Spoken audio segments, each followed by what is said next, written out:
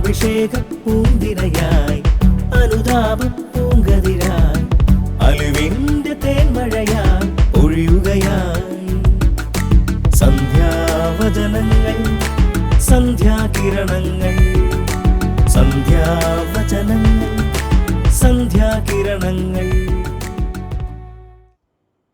സന്ധ്യാവചനങ്ങളിലേക്ക് ഏവർക്കും സ്വാഗതം.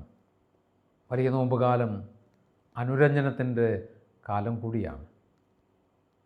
ഇതിനോട് ബന്ധപ്പെട്ട് നാം വായിക്കേണ്ട വചനഭാഗം മത്തായിയുടെ സുവിശേഷം 6-ാം അധ്യായം 9 തുടങ്ങിയ വചനങ്ങളാണ്. അവിടെ നാം കാണുന്നത് ഈശോ തൻ്റെ ശിഷ്യരെ പ്രാർത്ഥിക്കാൻ പഠിപ്പിക്കുന്നതാണ്.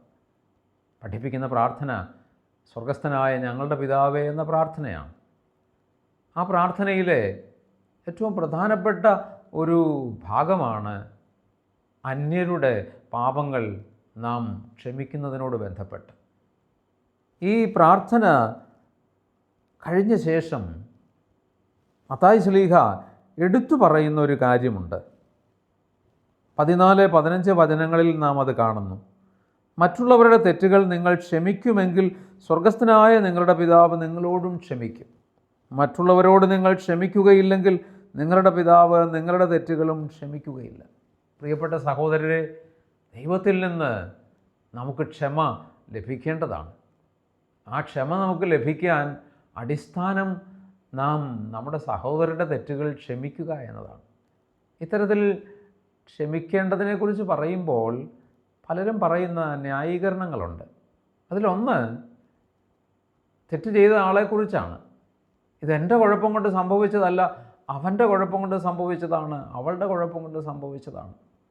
പ്രിയപ്പെട്ട സഹോദരരെ, നാം ദൈവസന്നിധിയിൽ ഏറ്റുപറയുന്ന പാപങ്ങൾ ദൈവത്തിൻ്റെ കുഴപ്പം കൊണ്ട് സംഭവിച്ചതല്ലല്ലോ, നമ്മുടെ കുഴപ്പം കൊണ്ട് സംഭവിച്ചതല്ലേ. എന്നിട്ടും കർത്താവ് പൊറുക്കുന്നില്ലേ?